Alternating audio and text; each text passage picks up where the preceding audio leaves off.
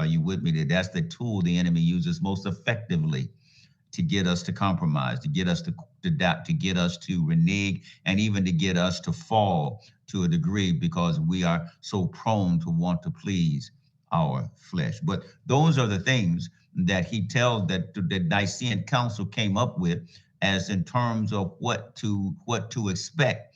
Welcome to Hugo International Network, where Jesus Christ is the source of all our spiritual, mental, and physical needs. Thank you for joining us. To God's endless love, every subject, every direction, it all leads back to the source connection. For hope, for faith, for God's correction. Subscribe today to the source connection.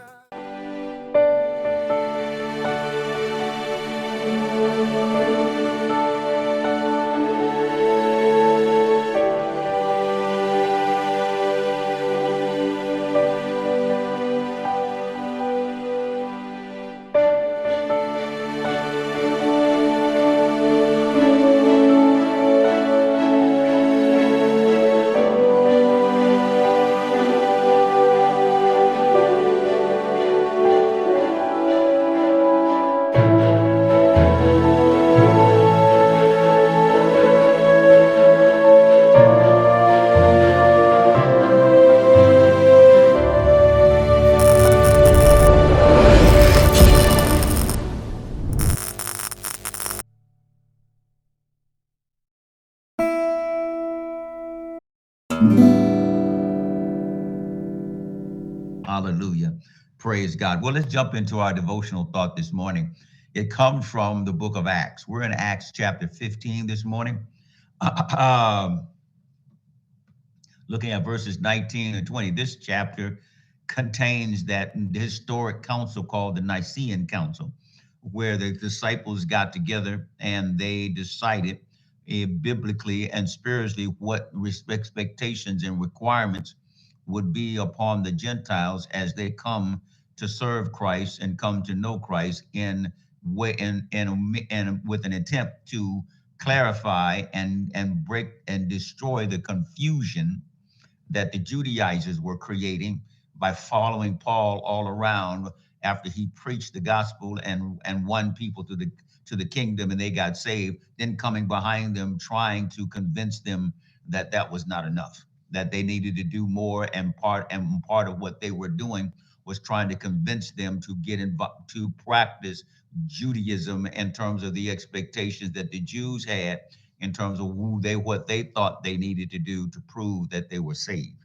And so this council came together with the apostles and Paul and Barnabas and others who were missionaries to the Gentiles to get final word in terms of the expectations that the church had of the Gentiles as it relates to their commitment to Christ and their obedience and following Christ by faith. And so they laid down what I've titled as the expectations for righteousness. Amen. They laid down here in this passage, in this chapter, the expectations of righteousness. But we're going to be focusing on verses 19 and 20. In chapter 15 of Acts, verse 19 and 20, reading from the contemporary English version of the Bible, the CEV, the contemporary English version of the Bible. It says this: and so, my friends, hallelujah, this is Peter talking to the council. I don't think we should place burdens on the Gentiles who are turning to God. Hallelujah. That's not God's intent for us to be burdened now that we've accepted him as our Lord and Savior. He says we should simply write and tell them not to eat anything that has been offered to idols. Hallelujah.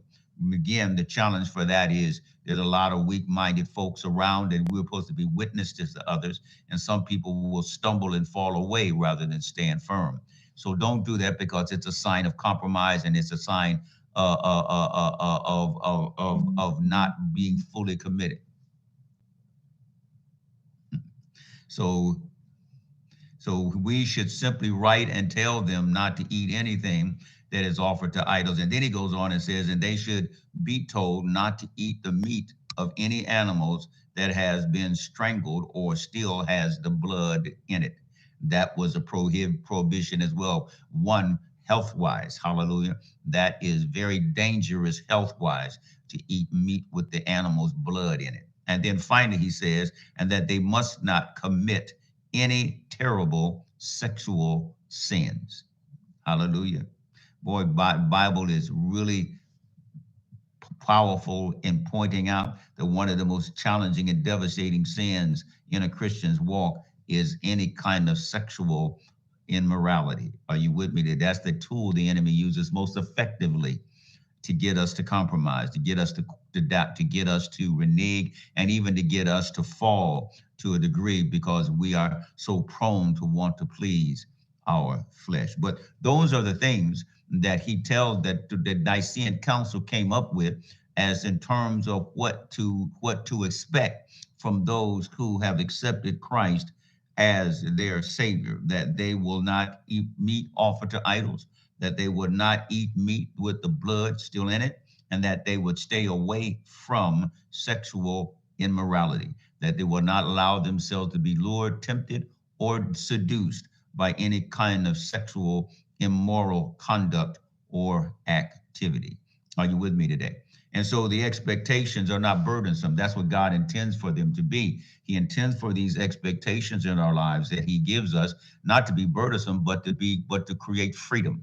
That once we recognize who we are and whose we are, and we begin to operate in obedience to the will and the word of God, it will not bring burden, but it will bring freedom. We would feel free because the Bible tells us you shall know the truth and the truth shall set you free. It's not burdensome, but the goal is for us not to compromise. And that's the real challenge in terms of the text and even in terms of its application for you and I today, as we understand its import to us as we hear this rhema word from the Lord this morning, that God is prompting and God is reminding and God is encouraging us not to compromise our profession of faith. Are you with me today?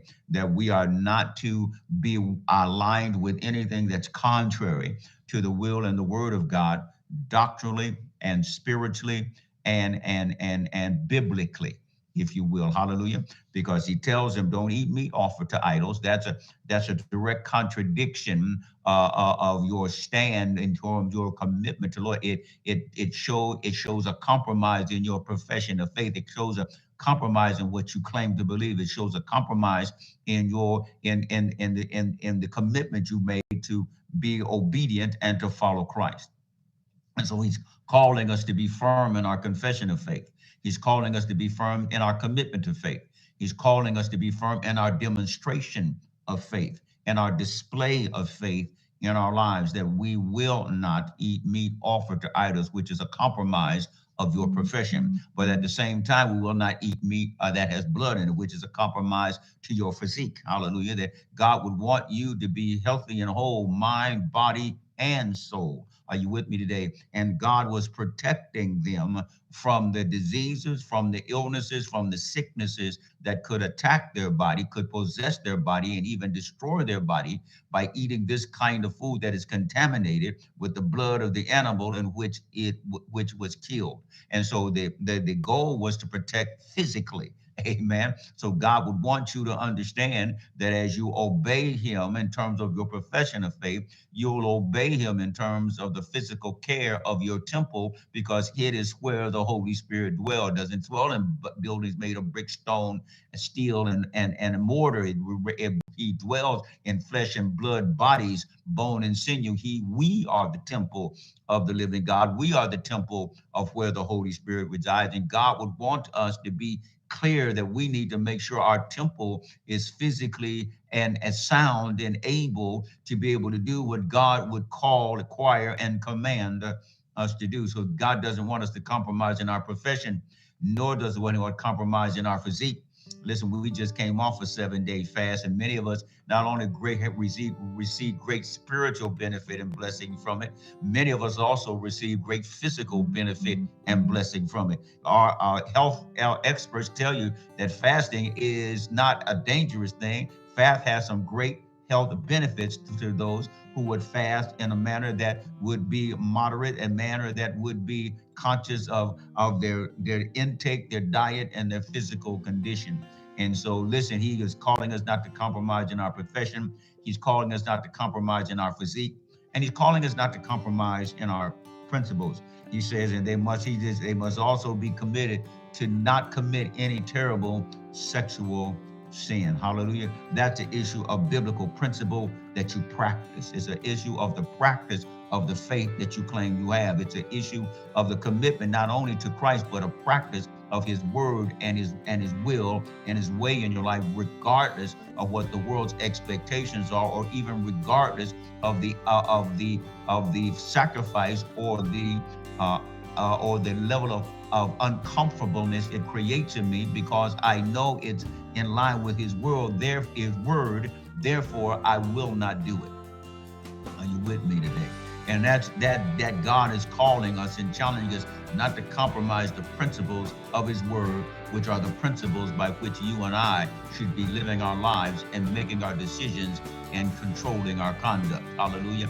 By the principles of the word of God. That expectation of righteousness that God implies in the text is that you and I would not compromise our profession of faith, that you and I would not compromise our physique because and result of our obedience to faith, and we would not compromise the principles, the values, the morals that God has given us because of our faith, and that we will be steadfast in living by those principles and not compromising and not giving in, but standing firm and standing strong in order to be the light and salt where God would want us to be and reap the blessings that God has in store for us. The Council of the Nicene Council gave their conclusion to Paul and Barnabas and Silas as they ministered the gospel to the Gentiles in Acts chapter 15. And they made it clear that the only three things they expected these Gentile Christians to do is not compromise in their faith, not compromise their profession of faith, not compromise their physique by eating stuff that will be dangerous to the physical body to keep them from practicing their faith, and not compromising their principles, the morals, and the values that God gives them as a result of their faith. Amen. Let's pray. Our Father and our God, again, we thank you. We thank you and praise you for your word, and we thank you and praise you for the insight, the revelation, the wisdom, and the rhema your word gives us every time we pause, meditate, study, and inspect what your spirit has to say to us who are your children. So thank you for this word today. Help us to walk in the expectation of righteousness that your word made clear to us. Let us be holy. Let us be set apart. Let us be ensamples and examples of your presence and power in our lives, in order that those with whom you give us influence might know that you're real and may know that they too can have a relationship with you. Bless our day today. Bless the events that we'll be participating in today. Bless our travels to and fro up the highways as we go to these events. Keep us safe, watch over us. Bless many who will not have to work today. Allow the time with our families to be rich and those moments to be precious. And thank you for what you are doing and how you are moving in our lives and on our behalf. We pray that your will would be done on earth as it is in heaven, and that you would be glorified in our lives and through our lives, and even in spite of our lives. It's in Jesus' name we pray. And all of God's people said, amen and amen and amen.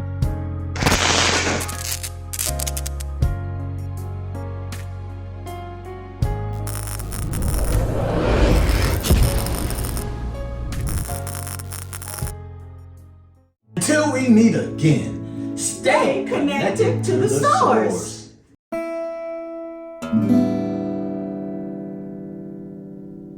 Welcome to the Source Connection, where Jesus Christ is the source of all your spiritual and physical and mental needs. Well, today I want to present to you a book. Yes, my book.